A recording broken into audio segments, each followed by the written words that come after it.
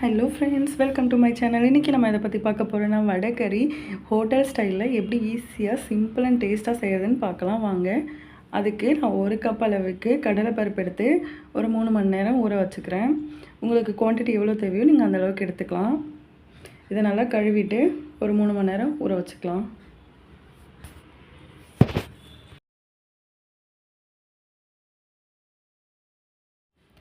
இப்போ கடலைப்பருப்பு நல்லா ஊறிடுச்சு. நம்ம தண்ணியை வடித்து தண்ணி இல்லாமல் எடுத்து வச்சுக்கலாம். இப்போ மிக்ஸி ஜாரில் ஒரு காஞ்ச மிளகாய்,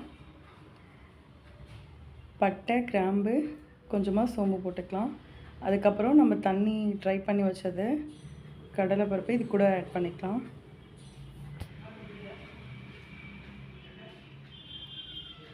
இதுக்கு தேவையான அளவு உப்பு ஆட் பண்ணிக்கலாம்.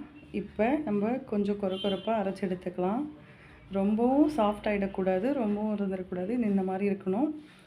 இப்போ ஒரு இட்லி சட்டி வச்சு அதில் ஆயில் அப்ளை பண்ணிவிட்டு, நீங்கள் துணி இருந்தால் கூட துணி விரித்து விட்டு செய்யலாம்.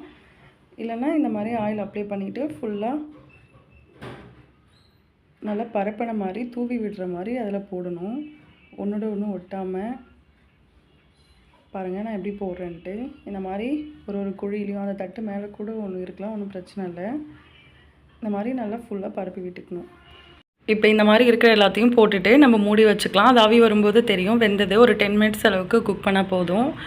நீங்கள் இந்த மெத்தடில் கூட ட்ரை பண்ணலாம். அப்படி இல்லைனா நீங்கள் எண்ணெயில் போட்டு ரொம்ப வடை முருகிற மாதிரி இல்லாமல் கொஞ்சம் சாஃப்டாக இருக்கும்போது எடுத்து அதை நம்ம மறுபடியும் மிக்ஸி ஜாரில் போட்டு அரைச்சி அந்த மாதிரி கூட ட்ரை பண்ணலாம்.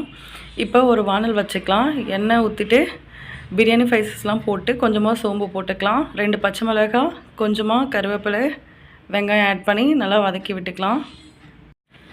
வெங்காயம் நல்லா கோல்டன் ப்ரௌன் ஆகிற வரைக்கும் வதங்கணும். அது வரைக்கும் நல்லா வதக்கி விட்டுக்கலாம்.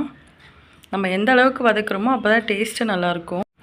இப்போ அந்த கடலைப்பருப்பு நல்லா வெந்துட்டுருக்கும். இந்த அளவுக்கு ஆவி வந்ததுக்கப்புறம் நம்ம இறக்கி ஆற வச்சுக்கலாம். இப்போ வெங்காயம் கோல்டன் ப்ரௌன் ஆகிற வரைக்கும் வதக்கி விட்டுட்டு இதை கையாலே உடச்சி விடலாம். அப்படி ஹார்டாக இருந்ததுன்னா நீ மிக்ஸி ஜாரில் பல்ஸ் மூடில் கூட ஓட்டி எடுத்துக்கலாம். நல்லா சாஃப்டாக வந்துடும். இப்போ இஞ்சி பூண்டு பேஸ்ட்டு சேர்த்துக்கலாம். இஞ்சி பூண்டு பேஸ்ட்டு எடுத்து நல்லா அந்த பச்சை வாசனை போகிற அளவுக்கு வதக்கிக்கலாம். இப்போ நான் ஒரு தக்காளி ஆட் பண்ணியிருக்கேன், பெரிய தக்காளி. நீங்கள் சின்னதாக இருந்தால் 2 கூட ஆட் பண்ணிக்கலாம். இப்போ தக்காளி நல்லா மேஷ் ஆகிற அளவுக்கு கொஞ்சம் உப்பு போட்டுக்கலாம். நம்ம அதில் ஏற்கனவே உப்பு போட்டிருக்கோம், அதனால் கொஞ்சமாக போட்டுக்கோங்க. பாருங்கள், இந்த மாதிரி கையாலே நீங்கள் மசிச்சு விடலாம். அப்படி இல்லைனா நீங்கள் மிக்ஸி ஜாரில் பல்ஸ் மூலம் ஓட்டி எடுத்தால் கூட இந்த மாதிரி சாஃப்டாக உதிரியாக வந்துடும். கொஞ்சமாக மஞ்சத்தூள், ரெட் சில்லி ஆட் பண்ணிவிட்டு இந்த பச்சை வாசனை போகிற அளவுக்கு வதக்கி விட்டுக்கலாம்.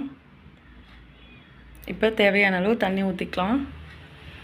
இது நல்லா ஒரு பக்கம் கொதித்து வரட்டும். இது கூட கரம் மசாலா, சிக்கன் மசாலா ஆட் பண்ணிக்கலாம்.